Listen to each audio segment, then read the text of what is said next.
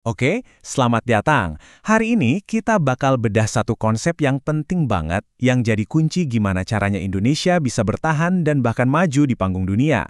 Yuk kita selami bareng cetak birunya. Oke, kita mulai dari teka-teki utamanya Indonesia. Coba deh bayangin, ada 17.000 pulau yang terbentang di antara dua benua dan dua samudra.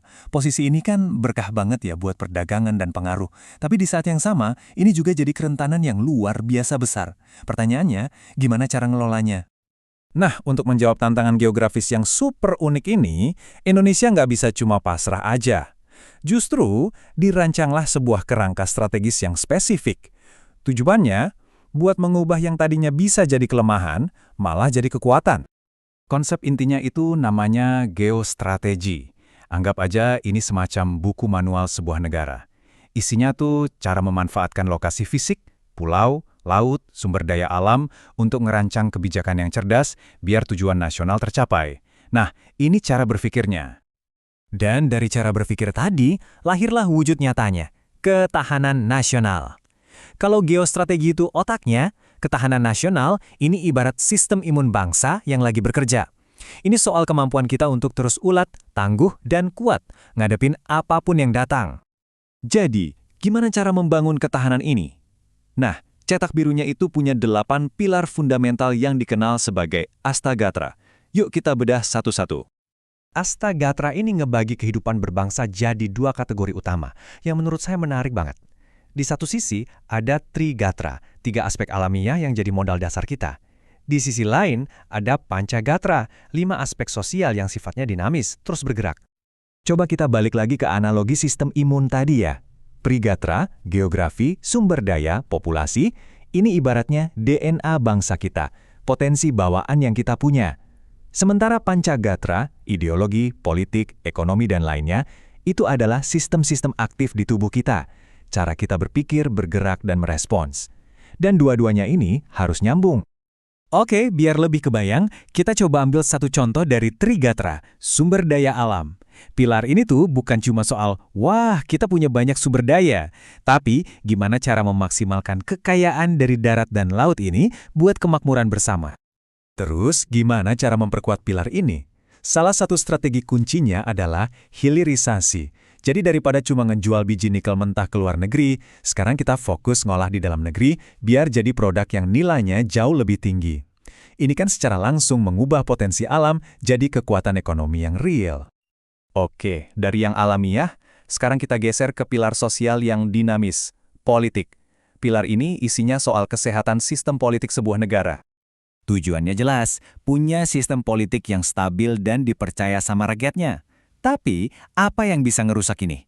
Nah, ini dia.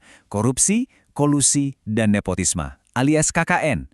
Anggap aja KKN ini kayak penyakit autoimun di bidang politik. Dia ngerusak kepercayaan publik dari dalam dan bikin seluruh sistem ketahanan jadi rapuh. Lanjut, pilar ekonomi. Ini bukan cuma soal PDB atau jadi negara kaya ya, tapi tentang gimana caranya menciptakan sistem yang mandiri, kompetitif, dan ujung-ujungnya berpusat pada rakyat. Salah satu strategi utamanya adalah pemberdayaan UMKM.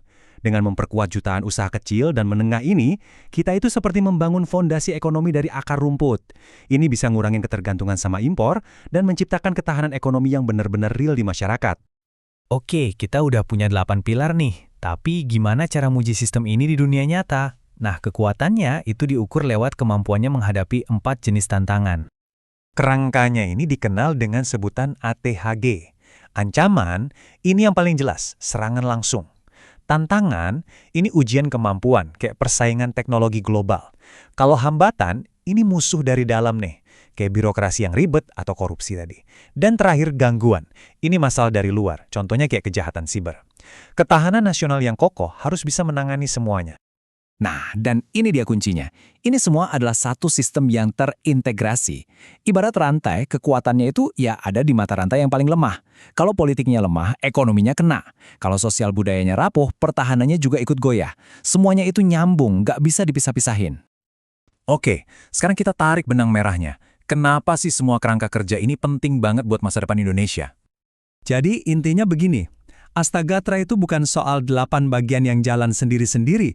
Ini tentang satu sistem nasional yang utuh, di mana setiap pilar itu saling ngedukung, saling nguatin satu sama lain. Jadi, poin paling penting yang harus kita ingat adalah ketahanan nasional itu bukan cuma soal militer atau tank. Tujuannya adalah membangun bangsa yang begitu kuat dari dalam, secara ekonomi, sosial, dan politik, sampai-sampai bisa menahan gempuran apapun dari luar. Ini adalah soal bertahan lewat kemakmuran dan persatuan. Sebagai penutup, saya mau tinggalin satu pertanyaan buat kita renungkan bareng-bareng. Setelah kita lihat cetak biru ini yang fokus banget ke ideologi, ekonomi, dan masyarakat, jadi apa sih fondasi sejati sebuah bangsa?